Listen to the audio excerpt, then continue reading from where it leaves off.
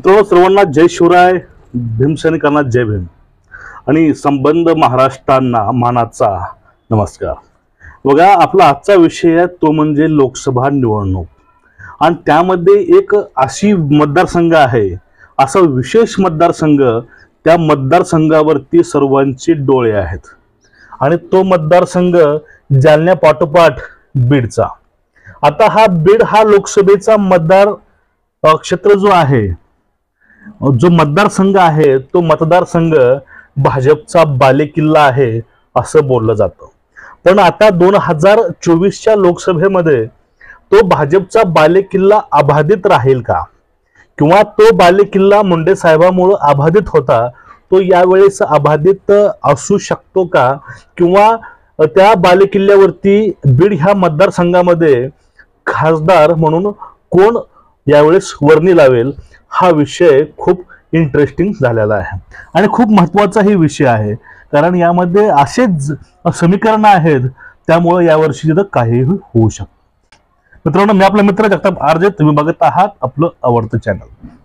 बघा, आता लोकसभा मतदारसंघामध्ये पंकजा मुंडे त्या ठिकाणी अधिकृत उमेदवार आहेत भाजपचे. यावेळेस मागच्या वेळेस सलग 2 वेळेस हे प्रीतम मुंडे म्हणजे पंकजा मुंडेंची बहीण त्या ठिकाणी होत्या, पण ते यावेळेस त्या ठिकाणी भाजपला उमेदवारी हे घोषित केलेली आहे पंकजा मुंडे यांना.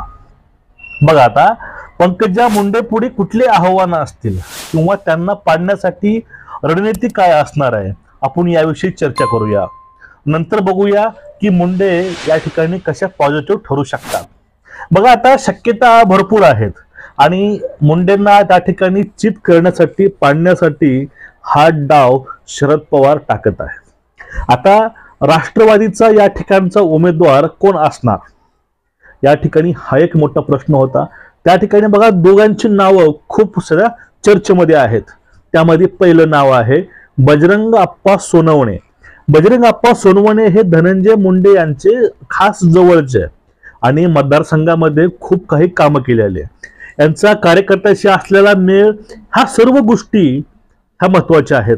तर या ठिकाणी धनंजय मुंडे साहेब अजित पवारांसोबत गेले, परिणामी हे पण तिकडेच गेले.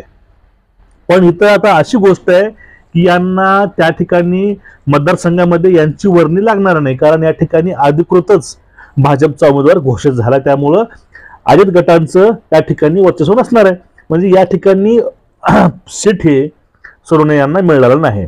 त्यामुळे काय झालं, सोनवणे साहेब शरद पवारांकडे गेले आणि त्या ठिकाणी चर्चा अशी चालू आहे की शरद पवार सोनवणे यांना इथं उमेदवार येणार आहेत. कारण सोनवणेंचं वजन, एक कार्यकर्त्याशी असणारा समन्वय, त्यांचं कार्य, त्यांचे हातात भेटलेले पद, ह्या सर्व काही गोष्टी असतील त्या गोष्टी पूर्णपणे पूरक आहेत. आता या ठिकाणी हा एक मुद्दा होतो. आणि दुसरा महत्वाचा मुद्दा आहे तो म्हणजे ज्योती मेटे. ज्योती मेटे ह्या कोण आहेत, विनायक मेटे, दिवंगत विनायक मेटे यांच्या पत्नी म्हणजे ज्योती मेटे ह्या IAS अधिकारी आहेत. आता IAS अधिकारी आणि त्यानंतर विनायक मेटेचा पक्ष होता शिवसंग्राम संघटना. हे शिवसंग्राम संघटना हे मराठा आरक्षणासाठी खूप काम केलेलं आहे त्यांनी, आणि त्यामध्येच विनायक मेटे यांचं पण तिथं निधन झालेलं आहे. आणि त्याच्या पाठीमागं शिवसंग्राम आहे, मराठा समाज आहे, आणि सध्या ज्योती मेटे यांचं जे बॅकग्राऊंड आहे ते पूर्णपणे क्लिअर आहे, त्यांच्यावरती कुठलाही कसलाही आरोप नाही. पण या ठिकाणी फक्त मराठाचा सपोर्ट आणि आपली जी असलेली प्रतिमा क्लीन यावरती त्यांनी जर फेस केलं तर त्यावेळेस शक्यता कमी आहे, पण काहीतरी बदल या ठिकाणी वोटचा होऊ शकतो. आणि जर परिणामी ज्योती मेटेंनी तर शरद पवार गटावर जाऊन त्यांनी निवडणूक लढवली, थोडेसे मताचं डिवायडेशन होऊ शकतं. कारण बघा, बीड या मतदारसंघामध्ये राष्ट्रवादी आणि भाजप ह्या दोघांचे वर्चस्व आहे. कारण धनंजय मुंडे हे राष्ट्रवादीमध्ये होते आणि ह्या दोघांचं वर्चस्व असल्यामुळं या ठिकाणी थोडेसे निर्णायक ही निवडणूक नक्कीच या ठिकाणी होईल. आता पुढला मुद्दा होता तो म्हणजे आता धनगर समाज आहे, धनगर समाजाचे यशवंत शेना याच्या माध्यमातून बाळासाहेब दोलतरे या ठिकाणी अपक्ष उभारणार आहेत. आणि ज्यावेळेस इथं बाळासाहेब दोलतरे उभारतील त्यावेळेस एक प्रश्न येतो, कारण भाजपनं पहिले काय बोललं होतं की पहिल्या कॅबिनेटमध्ये धनगर आरक्षण हा मुद्दा आम्ही सॉर्ट आउट करून टाकू, पण तो मुद्दा सॉर्ट आउट झाला नाही, त्यामुळे धनगर समाज सुद्धा नाराज आहे. आणि ज्यावेळेस जर तिथून अपक्ष बाळासाहेब दोलतरे हे थांबले तर त्यावेळेस थोडस जड हे जाऊ शकतं, कारण धनगरांचे वोट हे भाजपला मिळणार नाहीत. ह्या तीन झाल्या गोष्टी, ते तीन गोष्टी पंकजा मुंडेंच्या ऑपोजिट आहेत. पण आता एकूणच ह्या सर्व गोष्टीवरती एक निर्णायक गोष्ट आहे, ते म्हणजे नजीकच्या काळामध्ये झालेलं मराठा आरक्षणाची आंदोलन आणि जे चाललेलं सगळ्याचं आरक्षणाचं जे बीज आहे ते बीड पासून जालन्यामध्ये उमटलं, पण जरांगे पाटलांचं गाव हे बीडच आहे. ठीक आहे, त्यामुळं जास्त पाळमुळं हे बीडमध्ये सुद्धा आहेत. आणि बीडमधील मराठा समाज हे सांगत आहे की जर या ठिकाणी कुत्रही उभं केलं जरांगे पाटलांनी, ते सुद्धा आम्ही निवडून आणू, हे त्यांचं वचन आहे कार्यकर्त्यांचं बीडमधल्या. आणि यावेळेस तुम्ही गणित समजून घ्या, बीड जिल्ह्यामध्ये 35% पेक्षा जास्त लोक हे मराठा आहेत, 32% ओबीसी वंजारी आहे आणि 13% एससी समाज इतर आहे, 13% अजून.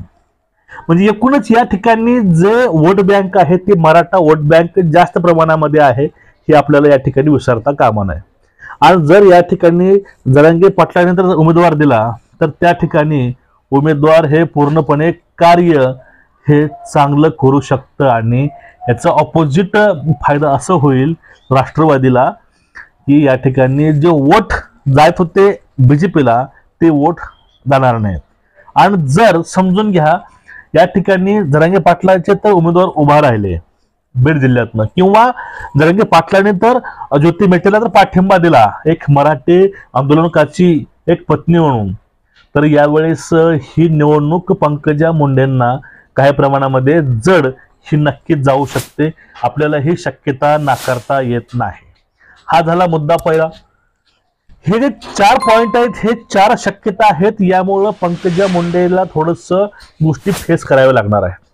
आणि त्याबरोबरच एक महत्वाचा मुद्दा आहे, तो मुद्दा म्हणजे 2019च्या इलेक्शन मध्ये 2019 वेळेस ज्या निवडणुकीमध्ये असा एक विषय होता, त्या ठिकाणी वंचित फॅक्टर सुद्धा खूप निर्णायक होता.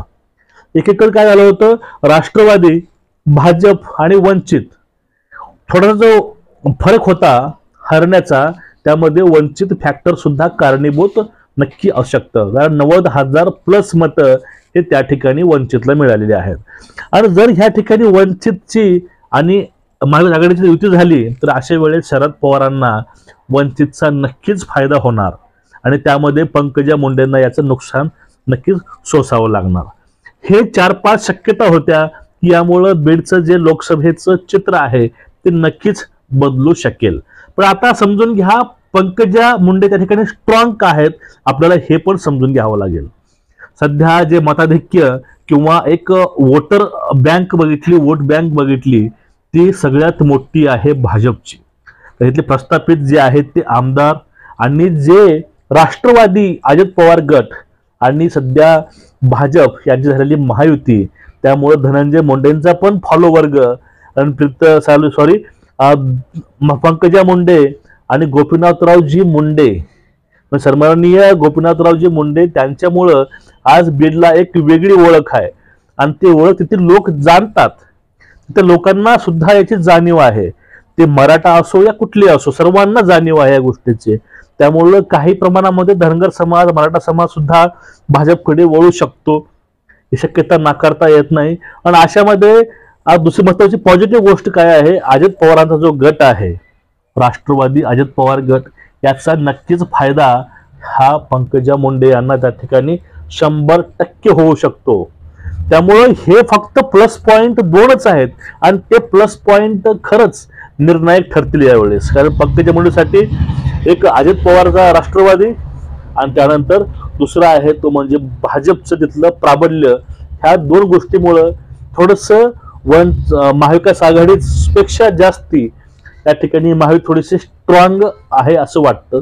पण आता सगळं काही अवलंबून आहे ते म्हणजे मराठा आंदोलनावरती, मराठा आरक्षणाच्या वरती, ह्या सर्व गोष्टीचं ह्या मतदारसंघाचं भवितव्य हे अवलंबून असणार आहे. तुमचं एकूण याविषयी मत काय आहे काही नक्कीच कमेंट करून सांगा.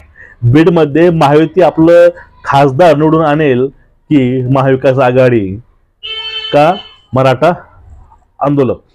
नक्कीच खाली कमेंट करा, चॅनलला सबस्क्राईब करा.